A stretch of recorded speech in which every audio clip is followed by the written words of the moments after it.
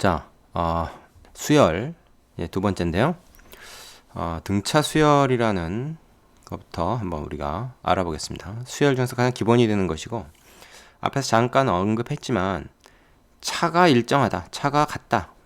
이웃한 두 항 사이의 차가 같은 겁니다. 이웃한 두 항, 숫자죠. 두 숫자 사이의 차가 일정하다. 그래서 등차라고 하는 거죠. 등차라는 것은 차가 일정하다. 그러한 수열이다. 이런 뜻입니다. 자, 그래서 여기서 두 가지 용어를 우리가 알고 넘어가야 되는데, 지금 했던 이 등차 수열이라는 건 그래서 이 첫째 항부터, 이게 중요합니다. 첫째 항이 아니라 뭐 둘째나 셋째 항부터 되면 소용없고요. 무조건 첫째 항부터 차례로 일정한 수를 더하여 얻어지는 수열이다. 그러니까 첫째 항이 예를 들어서 5다. 그럼 여기다 일정하게 2씩 더해가지고 두 번째 항이 7 되고, 그 다음에 다시 2 더해가지고 9가 되고, 이게 일정한 숫자를 계속 더해서 나오는 거죠. 그럼 얘네들의 차이는 2로서 일정한 게 되는 거니까 등차 수열이 된다 이겁니다. 이때 요 일정한 차이, 이웃한 두 항 사이에서 일정한 요 차를 공차라고 하는 거죠. 뭐 공통된 차다, 뭐 그런 얘기겠죠. 그래서 등차 수열에서 더하여지는 일정한 수를 얘기한다. 그래서 등차 수열이라는 것은 우리가 알게 모르게 그동안 많이 봐온 겁니다. 뭐 예를 들어서 홀수를 쭉 나열했다든지, 그죠? 짝수를 쭉 나열했다든지, 이런 거 다 등차 수열이 되고요. 자연수를 쭉 나열해도 이것도 등차 수열입니다. 그죠? 첫째 항이 1이고 공차가 1인 등차 수열인 거죠. 그리고 말이죠, 그 배수들 있잖아요. 배수. 예를 들어서 뭐 5의 배수다. 그럼 5, 10, 15, 20. 4의 배수다. 그러면 4, 8, 12, 16. 뭐 이렇게 나가는 그 배수들을 쭉 나열해 놓으면 이것도 일정한 수를 더해서 다음 항이 나오게 되는 거죠. 그래서 배수 수열도, 배수를 늘어놓은 거, 배수를 나열해 놓은 수열도 이것도 일종의 등차 수열이 될 거다. 이렇게 얘기할 수 있겠습니다. 자, 되시죠? 자, 그 다음으로 우리가 알아야 되는 것이 바로 등차 수열의 그럼 일반항이 어떻게 되냐. 일반항이 뭐라 그랬죠? 앞에서 n번째 항을 n의 식으로 쓴 것. n항을 n의 식으로 나타낸 것. 요게 이제 일반항입니다. 그럼 등차 수열의 일반항은 어떻게 되느냐? 자, 첫째 항이 a고 공차가 d인 등차 수열의 일반항 a에는 이렇게 나타내진다. a 플러스 n-1이 d다. 자, 왜 이렇게 될까요? 한번 봅시다. 첫째 항이 a면 둘째 항은 거기다가 공차를 한 번 더한 a 플러스 d가 되죠. 셋째 항은 a 플러스 d에다가 또 d를 더하니까 a 플러스 2d가 됩니다. 자, 넷째 항, 네 번째 항은 a 플러스 3d가 되겠죠. 그쵸? 이런 식으로 쭉 간다는 거예요. 그래서 여러분이 볼 때 예를 들어서 네 번째 항, 이게 지금 A4라고 우리가 보통 쓸 텐데, 이 네 번째 항이 어떻게 됐습니까? 첫째 항에다가 공차를 3번 더한 거죠. 그렇다면 n번째 항은 뭐겠는가? n번째 항은 당연히 첫째 항에다가 공차를 몇 번 더합니까? n번이 아니라 n-1번 더하게 되는 거죠. 첫째 항에는 공차가 안 더해지잖아요. 두 번째 항부터 공차가 더해지기 시작하니까 n번째 항에는 공차가 n-1번 한 번 적게 더해지는 거죠. n번호, 항번호보다.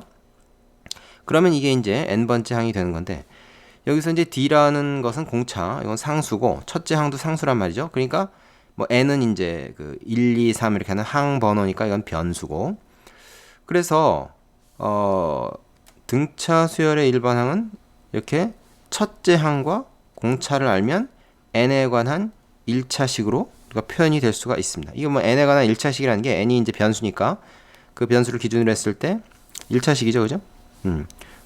뭐 1차식인 거 확인은 여러분 이걸 전개해보면 알겠죠. 요거 n의 식으로 만약에 쓰면 dn 마이너스 d 플러스 a라고 하는 1차항, 상수항 이렇게 되겠죠. 그래서 이게 중요합니다. 등차 수열의 일반항은 n의 1차식이 됩니다. 1차식.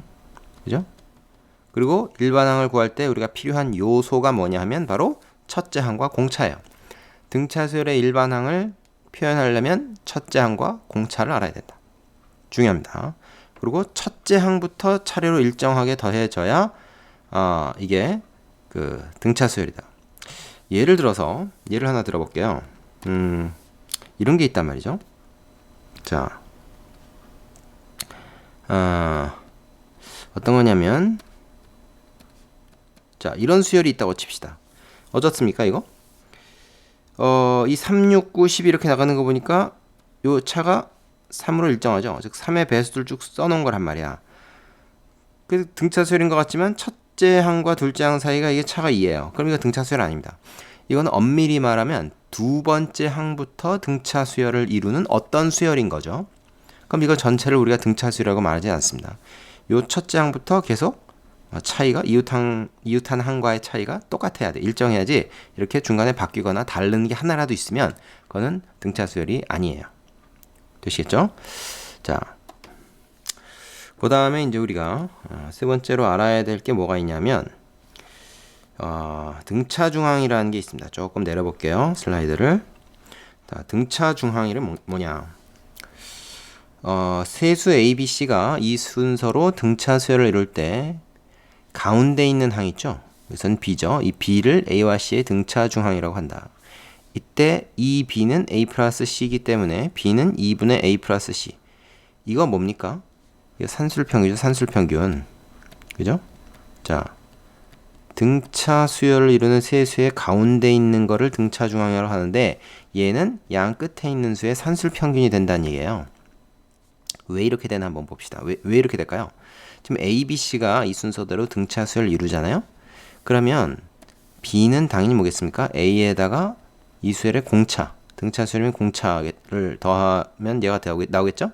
그 다음에 B에다가 또 공차를 더하면 C가 나오니까 C는 뭐냐면 A 플러스 2D라고 표현될 거란 말이야. 그죠? 그러면 A하고 C를 한번 더 해보세요. 이거 두 개 더하면 어떻게 됩니까? A하고 여기 더하면 2A 플러스 2D가 되죠? A 플러스 C. 근데 B가 A 플러스 D니까 요거를 2로 나눠주면 얘가 되는 거 맞지 않습니까? 그죠? 그래서 요거의 2배가 얘 더하기 얘다. 뭐 이렇게 되는 거죠. 이거 이렇게 생각해도 돼요. A, A 플러스 D, A 플러스 2D니까 여기서 D 하나를 1로 쫙 A한테 줘버리면 다 A 플러스 D로 맞으면 평균이 돼버리는 거죠. 그래서 가운데 항을 우리가 등차 중항이라고 한다. 이렇게 됩니다. 자, 그래서 두 번째 여기 정리된 걸 보면 수열 A1, A2, A3 해가지고 이렇게 쭉 나가는 거 끝항이 없죠? 이게 무한 수열입니다. 얘가 만약에 등차 수열이다 그러면은 우리가 요런 관계식을 하나 얘기를 할 수가 있다. 이제 이런 걸 뭐 이웃한 두 항 사이의 관계식, 두 항 또는 세 항 사이의 관계식. 요건 이제 나중에 나오겠지만 이걸 점화식이라 그래요. 점화식이라는 용어가 있습니다. 참고로 알아두세요. 뒤에 다시 나옵니다. 자, 요 등차 중항 관계를 이용하면 예를 들어서 요 세 항 어떻게 세 항을 잘라도 등차 수열을 이루겠죠. 그 n번째 항, n 플러스 1번째 항, n 플러스 2번째 항 이렇게 세 개의 항이 만약에 등차 수열을 이룬다 그러면은 이 가운데 항이 등차 중항이기 때문에 그거의 2배 한 것이 양 끝에 그거 하나 앞에 하나 뒤에 거 더한 거랑 같다.